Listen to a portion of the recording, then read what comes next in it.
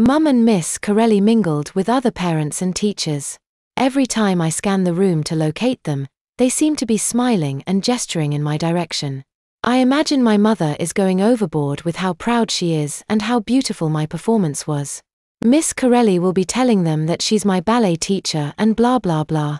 Some of my classmates sheepishly sauntered over and took the mickey out of my costume, before sort of complimenting my dancing.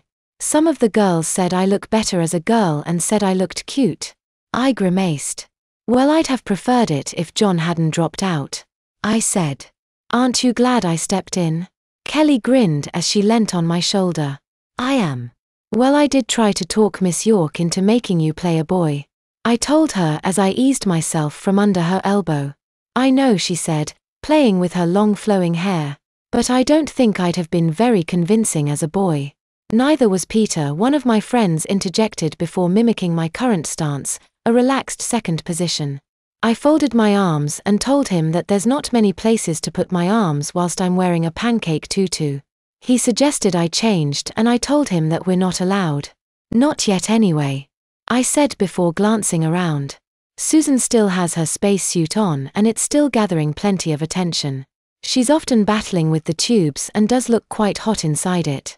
I turn to Teresa, who's also looking hot, but in a different way. She smiles and says it's a wonder she hasn't fainted in that. I was just thinking the same thing. I chuckled. I might tell Miss York that we have to get changed on health and safety grounds. Oh, but you look ace, she said. So do you. I replied. My eyes dropped to her shiny black stiletto heels and moved up to her nylon-clad ankle. Her black tights are much thinner than mine. They're the sort a grown-up would wear. Her knee-length pencil skirt hugs her hips and she erupts into a billowing white blouse. Her skin is like porcelain and her lips evoke a deep red rose. She doesn't normally wear glasses, but perched on her nose is a pair of shapely flat-lens spectacles. She really suits them. Her big bright eyes flicker from left to right. She tells me that I'm staring. Sorry. You just look. Really. Tall. I sheepishly mutter. She smiles and looks me up and down. Do that tiptoe thing. I wanna see how tall you can be. It's not that easy. I claim, nervously glancing around. Oh, go on. I'll hold you, she says, reaching out to take my hands. They're warm and welcoming. She clutches and I clutch back before quickly putting myself on point.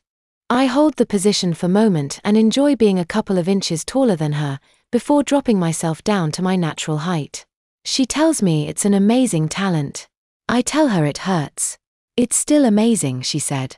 Anyone could have played my part, or anyone else's. But no one else in the school could have played yours. I gulped as a bucket full of pride dropped into my belly. I reckon there's girls who could have done better.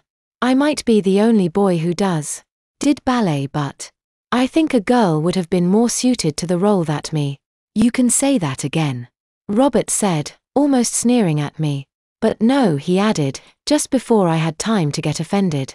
I crept up the steps with the others and you were brilliant. He paused and fixed my gaze. Well, I sheepishly stammered, not knowing how to respond. It wasn't too long ago he was calling me a fag and now all of a sudden. I still think you're a fag, he spat. I burst out laughing. Teresa did too. Only joking, he grinned.